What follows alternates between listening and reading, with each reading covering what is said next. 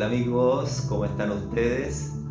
¿Qué nos gusta a los seres humanos el adivinar el futuro, saber qué es lo que va a suceder en un tiempo más?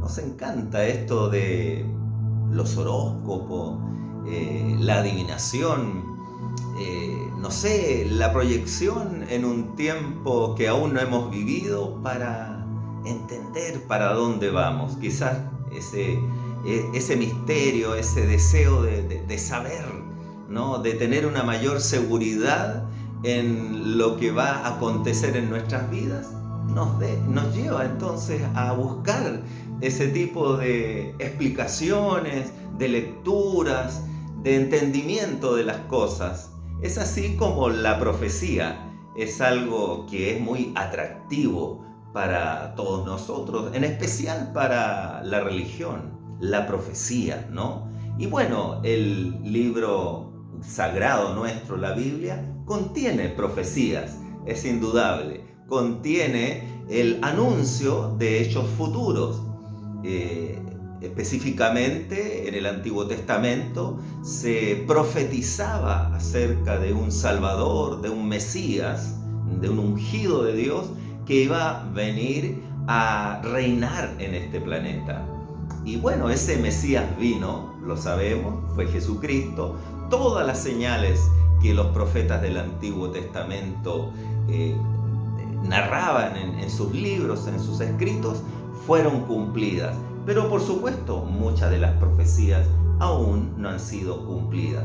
Pero no por eso nosotros vamos a vivir pendientes de aquello y sufriendo por aquello y tratando de adivinar o de ver señales en nuestro medio de que allí está el anticristo o que por allá viene aquella profecía, ¿no?, que fue anunciada por el apóstol Juan en el Apocalipsis.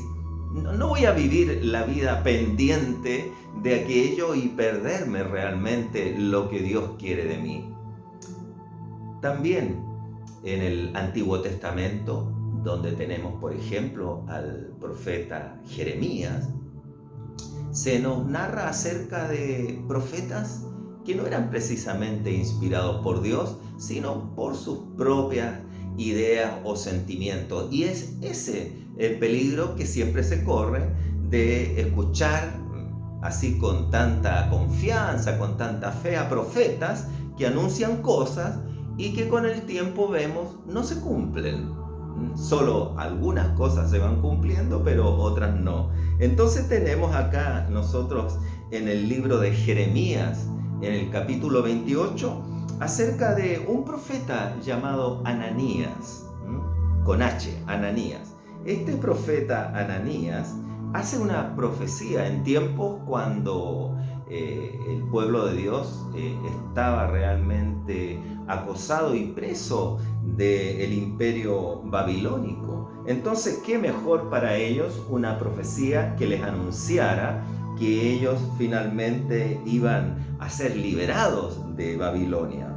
Entonces el profeta les dice ahí en el versículo 3, dentro de 2 años haré volver a este lugar todos los utensilios de la casa de Jehová, porque se los habían llevado, ¿no? Se habían robado los objetos sagrados de ese templo, que Nabucodonosor, rey de Babilonia, tomó de este lugar para llevarlos a Babilonia.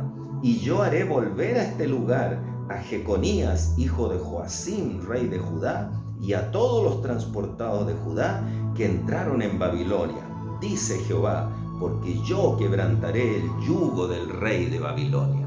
Esa profecía bonita le está dando el profeta Ananías al pueblo judío. Y bueno, el profeta Jeremías se da cuenta que allí no está realmente el Señor hablando. Entonces respondió el profeta Jeremías al profeta Ananías, delante de los sacerdotes y delante de todo el pueblo que estaba en la casa de Jehová. Y dijo el profeta Jeremías, amén. Dijo, amén. Así lo haga Jehová. O sea, qué bueno, ¿cierto? Que sea así. Confirme Jehová tus palabras.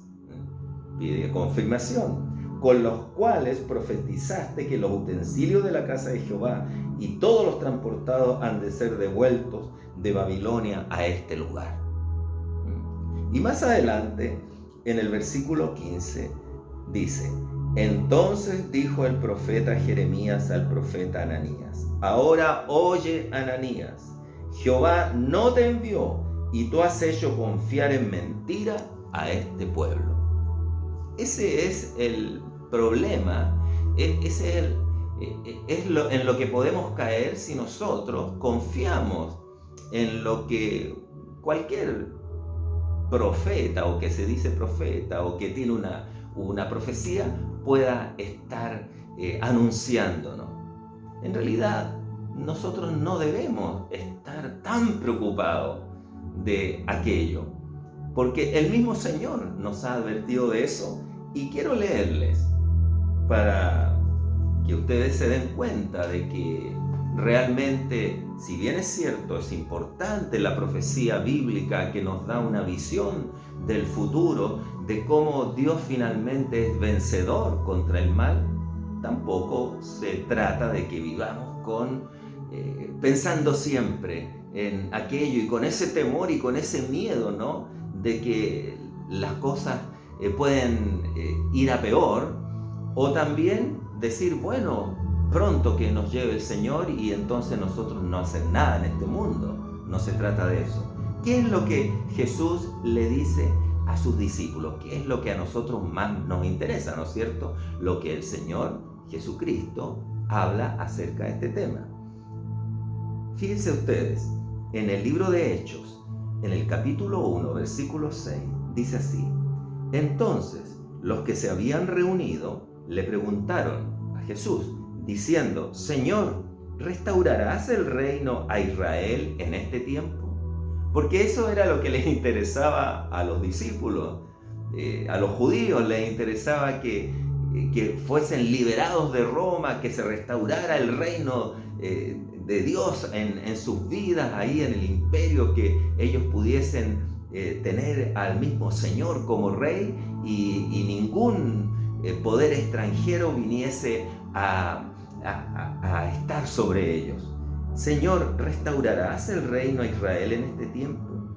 Y miren la respuesta que les da Jesús. Les dijo: no os toca a vosotros saber los tiempos o las sazones que el Padre puso en su sola potestad.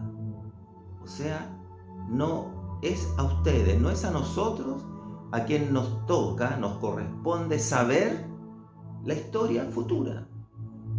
No os toca a vosotros saber los tiempos, o sea, en qué momento va a suceder aquello, en qué momento va a aparecer el anticristo, en qué momento van a recibir la marca de la bestia, en qué momento se va a levantar el falso profeta, en qué momento va a venir Cristo a pelear contra su enemigo, en qué momento Cristo va a venir a reinar esta tierra. No os toca, dice, a vosotros saber los tiempos o las sazones que el Padre puso en su sola potestad.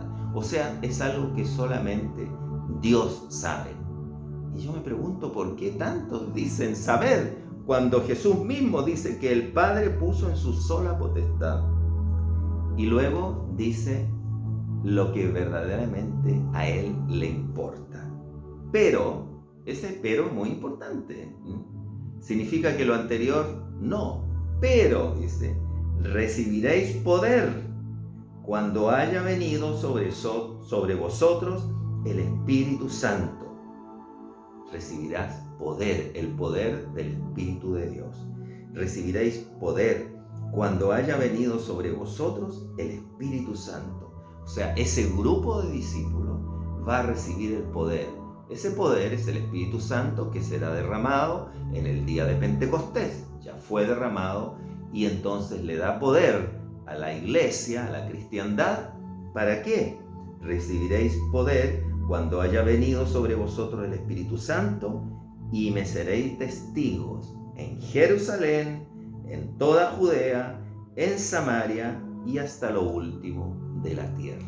O sea, nos es dado el Espíritu Santo para poder anunciar el Evangelio a las naciones.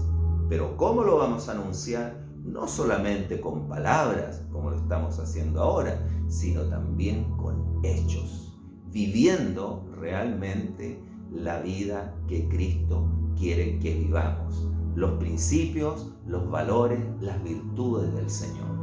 Esa es la voluntad de Dios, y no que andemos preocupados tanto de las profecías, que son importantes, por supuesto, porque nos dan esperanza de que finalmente Cristo será vencedor.